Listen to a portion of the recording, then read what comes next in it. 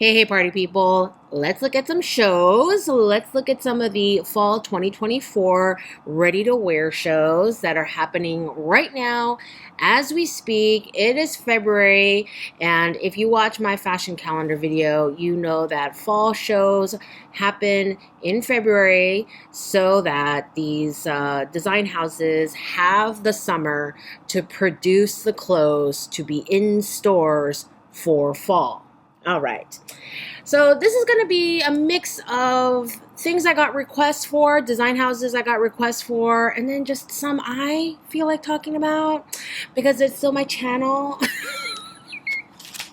I plan on doing one more runway review video for the fall 2024 season, like either next week or the week after. So let me know in the comments if I didn't cover your absolute favorite, must have, must read, must watch. And yeah, let me know other designers you want me to cover. I don't want to talk about Prada too much. Prada gets a ton of coverage in the news. I don't care, blah, blah, blah. But here is one thing that I want to address specifically to my design students. You know, we talk a lot about house codes and motifs and repeating use of something that is close to a designer's heart. And then there are things where you might want to use them for one season. It's not really about a specific motif, like for your whole design career, but you just like it. And I want to talk about Prada's usage of bows this season because Prada uses a lot of bows this season. Are they known for bows like Simone Rocha is, like Valentino is? No.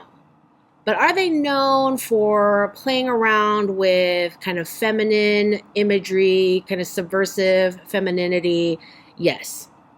So it's not like, oh, these houses do bows, I can never do bows. You can absolutely do bows without it looking like copying. It's about how can you take an element that already exists and turn it into your own. Because nobody's going to look at this Prada dress and be like, oh, she's copying Simone Rocha. Nobody is going to say that because they just look so different. The overall look, the silhouettes that they use, the way their collections are styled. These bows, the way these are constructed, they don't look like Valentino bows. They don't look like Simone Rocha bows. And Simone Rocha bows and Valentino bows are also very different from each other. Okay? And so don't think about it like, oh, well, they do it, so now I can never do it. It's like, oh, I also like this thing, but I'm going to do it different now. I'm going to do it my way. And that is a lot of fashion, you know? And these are used, this dress kind of uses the ribbon in a different way, not necessarily constructing bows, but using the satin ribbon. And then the satin ribbon became this, I don't know, faux fur ribbon. And then these kind of developed into floral motifs. So the motifs are kind of blending into each other and evolving throughout the collection. That's the most like simple, basic bow, I think, in the whole thing, where it's like a bow belt. This, I would say, is the most Valentino-esque bow in the collection because Valentino tends to do more of the more rigid, horizontal, structured bows. But with this very slouchy 60s silhouette, this kind of retro, poking fun of retro styling with the fur bits is very not Valentino, okay? The way everything is remixed is completely not Valentino, okay? If this was Valentino, I would say that the dress would end there and there would be no other trims and it would be stark white. Not this kind of eggshell ecru color. And this hat would not be there. This is Richard Quinn. I like Richard Quinn. And I do he tends to be on my regular roster of designers I like to check in with when I'm looking at shows. And this was probably one of his more tamer collections. That doesn't mean that it was any less beautiful. It is very beautiful, but I just want I like to skim the reviews after I've looked at the pictures because I like reading what designers are saying about their own collections, what they're inspired by, any little tidbits like that. And he says this part afterward, during that chat, Quinn said that often his commissions come in two sizes, one for mother and the other for daughter. This fact had catalyzed the central thrust of today's show. It is, what would a mother pass on to her daughter? It was kind of reacting against the idea of brands, logos, and hype, and the idea of constantly looking for newness and radical works. Instead, it was what we're about, working with the client, understanding what sells, but also showing what we feel could go from a mother to a daughter, clothes to be cherished forever, basically. And if you know anything about me, my own house codes, my own design aesthetic, or anything about my own line and my motto, future heirlooms, like that is it. It is the idea of creating something so beautiful and of course well made to stand the test of time that a daughter would want to steal it from their mother, or would want to have it bequeathed to them in a will or anything like that, where there is a handing off generationally because it's so beautiful, because it's so well made. Like I just like core this is my core concept of sustainability. It's like, why I teach creative process, design process the way I do is, if something is so beautiful and so well made, people will want to hold on to it. People will want to fix it and tailor it and wear it and pass it on and fix it and wear it some more, To me, that is the deep soul kernel of sustainability and true fashion. Okay, they cannot be separated. So upon request, I'm doing Carolina Herrera, and Wes Gordon said that he wanted to evoke power, and which is not typically a Carolina Herrera thing, but new designers come in and infuse old brands with newness. And he's talking about power. And, red and black is a classic kind of power dressing combination. So this color story is of no surprise. The red lipstick is really great because if you think about what we consider power dressing for women, a lot of it is extremely mannish, okay? Broad shoulders, power suits, shoulder pads, that sort of thing, like tweeds, and except red lipstick. Red lipstick is not a feminine version of a masculine thing. Red lipstick is powerful all by itself, okay? And so all the models wearing red lipstick, real great. This wide ruffle across the pant, very interesting.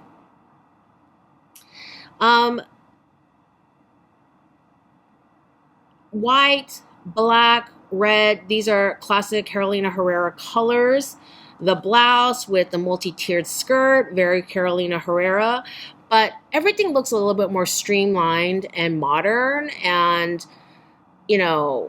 Carolina Herrera is known for very feminine, bright, colorful, a lot of ruffles, like flamenco inspired. The blouse over big, colorful skirt, big ball gowns and stuff. And so we see all those markers, but we're seeing everything a lot more modern, more streamlined. Here is a model that is not plus, but is probably considered plus to a lot of people, is just kind of mid-size probably.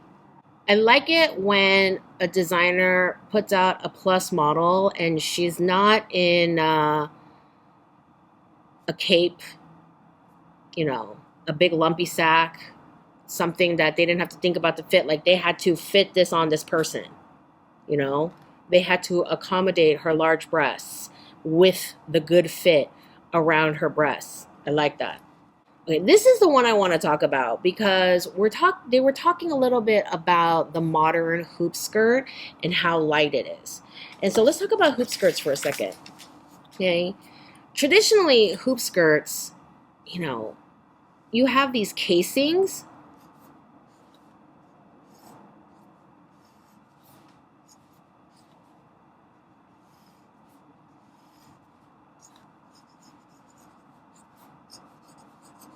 Okay.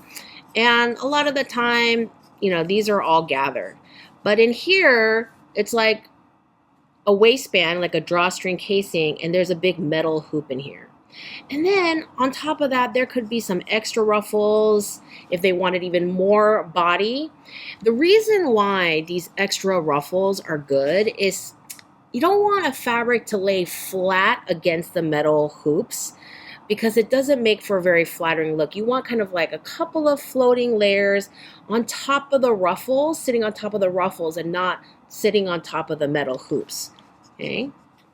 So everything just looks bouncy and fluffy and not metal hoop, metal hoop, metal hoop, right? But this one is done with a ton of horsehair and banding around the horsehair. So there is no thick bands that stick out. There are no need for casings to file these rigid hoops around. And the only way you could collapse a hoop skirt, and I know this because, long story short, I used to carry a hoop skirt in my car for a year, okay, in the trunk of my car. And so you have to flatten it this way where the rings are flattened, and then, you tie a bow around it like this, and that's kind of how you carry the skirt around, and then the ruffles would hang like this, right? But this, it's kind of squishy. It's probably the stiffest available horsehair canvas. Have you seen those, bridal skirts that kind of stand out and it's got this like ridge?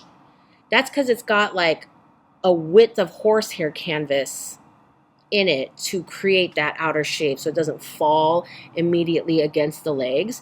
But it looks like the entire skirt is made of bands of horsehair. So the whole effect is softer. The whole effect is probably a ton lighter. I don't know how much these beads weigh, but before that, you're reducing a lot of weight, and you can show it because it's pretty.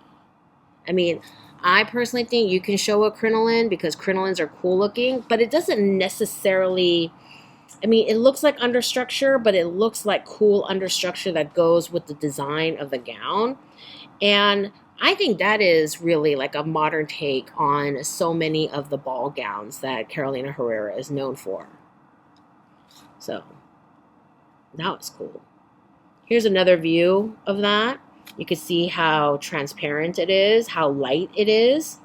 This jacket is also very cool. Look at these sleeves. I want an aerial shot because I bet you it's like a 3-leaf clover. Okay, if this is the top of her head and that's her shoulder, then we have like a... Did I do that off screen? So, I think I did. So if that's the top of her head, then the aerial shot is like, this is the sleeve coming out like that. Like, that's where it's pinched in here and here and here, here. And then, it's coming down like that. But I want to see, because here I can see there's a seam at the edge and there's the edge stitching, but I want to see how it really looks. And somebody get me an aerial shot of this jacket sleeve because that's super cool. I like that. Okay, that's my second favorite thing. The beading is really beautiful. Like, I have like very broad shoulders. I don't know if I would want to wear this myself personally, but it is beautiful, and I want to figure out how this sleeve looks at different angles to really analyze it. The shoe? Who cares about the shoe? I want to see an aerial shot of the sleeve. Also this one. Also not in black, so I could see more of the structure. So this is Peter Doe for Helmut Lang, and I have received several requests to review Peter Doe's Helmut Lang. And let me tell you something, okay? Let me tell you something about Helmut Lang. When we talk about different designers and, designers going into established houses and stuff, we talk about, how much of the original house they bring into the new collection. Like we just talked about Wes Gordon's Carolina Herrera. And there are some things where there are distinct style motifs, like visual cues that we translate to the new version. just like the kind of customer Carolina Herrera caters to. Older, sophisticated, feminine, wears a lot of bright colors, shapes like the ball gowns, the sharp white blouses with the big skirts, the florals, the bright colors, the more structural fabrics, the taffetas to create the bigger skirts. Carolina Herrera is not known for like slinky bias cut dresses, but more like a big skirt, and how to modernize those things and add his own twists. Okay. And then there are some where it's really about exuding the energy of a brand. Like when Tom Ford went to Gucci, it wasn't really about, let me try to put this red and green stripe everywhere, but about an attitude that he wanted to convey on the runway. And the thing with Helmut Lang is you can't think of Helmut Lang without thinking about effortless cool. You can talk about in terms of a lot of blacks and grays, a lot of leather, minimalism, very gritty. But if it doesn't look cool, if it doesn't look effortless cool, then it's not Helmut Lang. And it can never be Helmut Lang. And, we see some of his previous collections, and the nice thing is they are giving him a few seasons for him to really marinate in the house and figure it out. I feel like it's always sad when sometimes designers get fired too soon because they didn't pick up on the ghost, They didn't have that magical seance happening right away in the first collection. And they're giving him a few collections, but I would say this is the best so far, but it's still not quite as effortless. Like there's definitely an element of cool, and he's definitely getting better at separating Peter Doe's style, like his brand's style, from Helmut Lang. And listen, sometimes designers never can do that. Like everyone thinks John Galliano is a genius, but let's be real. The things he did for Dior and the things he did for his own line were very blurry, and sometimes you couldn't tell what was what because he was so distinct in his own design aesthetic that he wasn't really able to wear two hats as much as he thought he might have, But Peter Doe is separating, I think, a little bit more Peter Doe and Helmut Lang, and that's really cool. People were saying that bringing Kirsten Owen was a good idea because she was one of Helmut Lang's favorites, and I used to love her. She just had one of those looks, just like she was definitely a Helmut Lang girl, like very effortless, cool. The less fussy he gets, the better it gets. Like this is less fussy, even though there's so many layers, because it is a parka. Parkas typically are kind of fussy. They have layers because they're supposed to keep you warm. They have all of the snaps and trims, zippers, pull ties, bungee cord. Like they have all those things because that's the nature of parkas. And then to have a more streamlined look on the inside, that looks better. I don't understand these pants. That one looks okay. Like, I think when the bubble wrap is a little bit hidden, it works better than it just being too crunchy. I know that Runway is for concept and not necessarily for wearability, but Helmut Lang was never so obvious about pushing a concept either. That works. I feel like this looks too Max Mara to be Helmut Lang. And this looks a little too old Gucci, a little too tailored. Okay. I think there is like slouchiness goes with a Helmut Lang insouciance. And so when something is too fitted and too tailored and too together and accessorized, you lose the cool. I like this. I like this a lot. This looks like a weird denim thought experiment a la Glenn Martin's. But yeah, it is all over the place. It doesn't have a thoroughfare, and there are a lot of pieces that are trying too hard. This is just lifted from the archives, and sometimes that works and sometimes it really doesn't. This one is trying too hard. I like this. It's just like this twisty jersey dress. Throw it on, throw some shoes on. Ooh, those rubber band shoes he used to make, right? It's really hard to articulate beyond it lacking an effortless cool. It looks like it's trying too hard. This one is not. This one's kind of cool. This one is cool. This is very generalizing to say, but back then it seemed to me that Helmut Lang was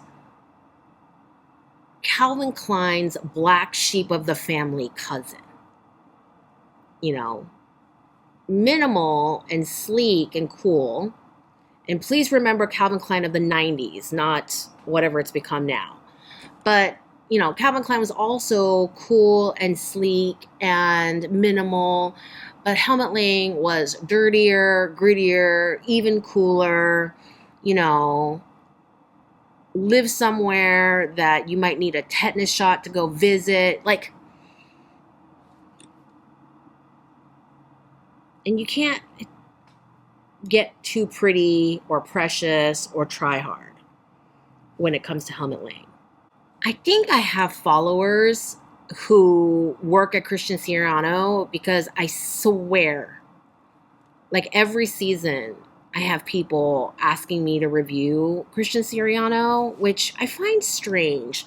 Because maybe I just never think that he's that popular. He's not in the news that much, you know, he's not listed on lists or anything like that. And yet every season there's always somebody being like Christian Siriano. And I don't know, it's always interesting to check out his work because I always have mixed feelings about it. I always, you know, like some things and really hate other things. He's one of these designers where like he can get too costumey real quick. But if he can stay on this line of costumey and stick to, there's a line between costumey and dramatic fashion, okay? You want to be fantastically dramatical without getting too theatrical costumey. And again, it's kind of like that line of too cool for school. It's like, it's a tightrope. There's no method like, number one, do this. Number two, there is no checklist for how. It's something that you have to hone, an aesthetic and an eye that you have to hone to make sure you're not getting too costumey and or a little too try hard. Okay, and these are these elusive things that really separate the greats from good designers. And yeah, I just. Sometimes Christian Siriano can get a little bit costumey. But, you know, I don't believe that people stay where they are forever.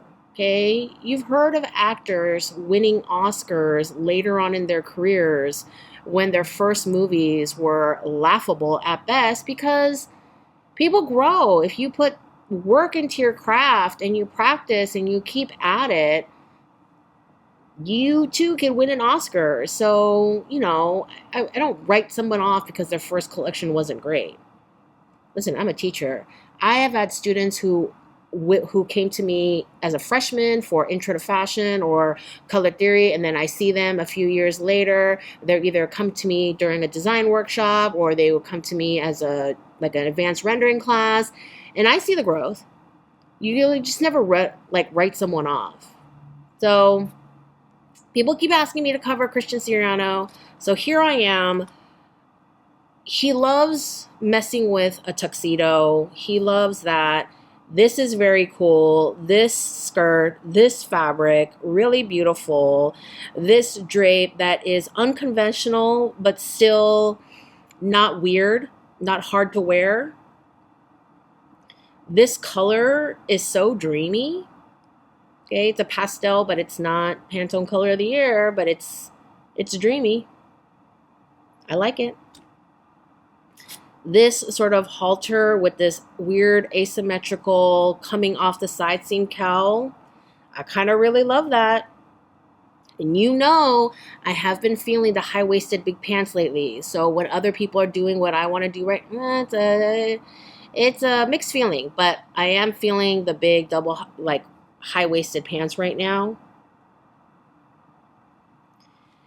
He cannot help himself but do a floor-length, double-breasted tuxedo, something, something. He's got a big old weird modified French cuff going on. And he's tipping towards the costumey. It's like a little overboard. I cannot form an opinion about this. He is really leaning into the half drape, half tailored sort of look. And I don't know how to feel about that. This is so random. I don't know where it goes. One, again, with his floor-length tuxedos. Like, that is his signature. I know I'm just going to have to suck it up and deal with the fact that this is one of his signatures. He loves to do a floor-length or maxi tuxedo. However, is it fitting her all that great? Are the overly broad shoulders deliberate? Because it's not fitting great around the breasts. And the shoulders are definitely too wide. You see this empty kind of gap right here where there's no arm. Like, her arm is here. Okay? So I don't know why the shoulders need to be even broader than she is. But again, do I love a tailored look on a bigger model instead of always giving like a lifeless sack of whatever? Yes. Is this the one? I don't know. Here's another rendition of the half drape, half tailored. Well, it's kind of 3/4 tailored. This is why I don't do runway reviews with my face, because my face is like definitely, I don't know, looks like it did when I still had Bell's palsy. I love the boxy short tuxedo jacket. I am seeing and I'm sensing that the overly broad shoulders, like past the shoulders look was for everyone and not just on the plus size girl. But I don't know how I feel about this skirt either. I think the other skirt was much more successful in doing the structured and soft look. This is simple and pretty. This one too. I don't know how I feel about this growth back there. This looks like shiny bacon. More shiny bacon. Really leading into the shiny bacon. This is starting to look costumey. It's like crinkled gold foil, reversible with the red and this corset. Like the corset looks like it's cut and fits beautifully. But in that fabric with the tin foil scrunching, like you never want to take a metallic and scrunch it so that people can think of tin foil immediately. Aluminum foil, aluminium on the other side of the pond. But you don't want to like make that reference happen in people's brains. This cape, it's red lace. Oh, it's not even reversible. It's red. Oh, no. No. No. No. No. This just looks a little too prom. And I'm reluctant to say that because I've seen a lot of great prom dresses. Like, you know, prom was always a thing in America, don't get me wrong. But I feel like once I hit my 40s, like prom has become a thing. I think it's because of the rise of wedding culture and the emphasis on wedding gowns and splurging on wedding gowns has kind of trickled down where these high school girls want that kind of day also without getting married, which is good because please, 17-year-olds, you are probably way too young to be getting married. But yeah, like this prom dresses like has become like an even bigger thing. Maybe it's with social media, maybe it's wedding culture, that whole princess for a day concept, but this very much is prom-y to me. I just want to yank up her bra. Like, it makes her look saggy. I don't think she's saggy. I think we could have just hoisted her up a little. See, I actually really like this. The fabric is kind of nuts. It's screaming 70s retro, but, you know, he's using this circular buckle. We're probably going to see that again if we haven't already. But this, it's got a strong shoulder, but it's got this kind of more slouchy coolness that his other tuxedo coats don't have, which I really like. I really hope that these pockets are deep enough to hold a phone. There's no excuse because there's just so much fabric. There's all this space.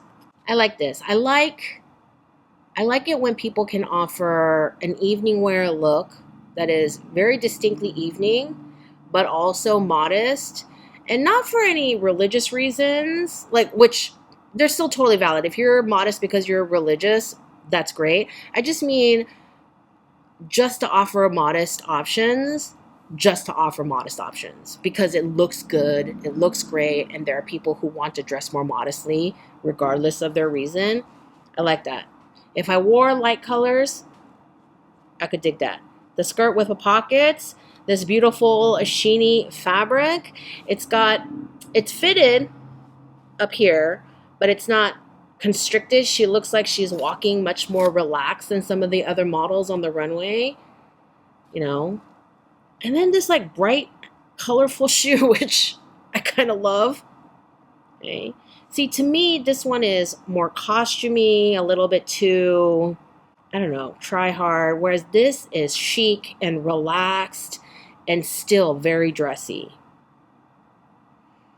And this one is just like playing with the ruching. Where can we play the ruching? It just tries too hard. Immediately, I think, cousin it, redheaded stepchild. And this just seems really random with everything else we just saw. But I guess he's also doing that horsehair that brings out the skirt a little bit. This is actually really pretty. I just don't know how it fits in with the rest of what he has. The lace is pretty. This upside down ruffle thing happening, I don't know. I kind of really like how much of a hurricane that is. I don't know if the red is the color that works here, but I do like this bias hurricane situation. I don't understand. Just side note, analogous color scheme with all the reds, deep oranges, muted oranges and red oranges and golds and dusty shades of oranges. And then these, which are very, very, very, very, very toned down reds. This fabric is so pretty. I wish they had done a little bit more with it, brought it back, used this color again. But anyway, yeah, again, I just never see a Siriano collection and it's like, the whole collection is so amazing, other than, you know, 1-2 things. It's always a mixed review. I'm going to do another runway review roundup for fall 2024. Drop me your runway review requests in the comment section below. Drop me your other video requests in the comment section below. Share, subscribe, thumbs up, you know, all the ways you show me love, and I will see you in the next video.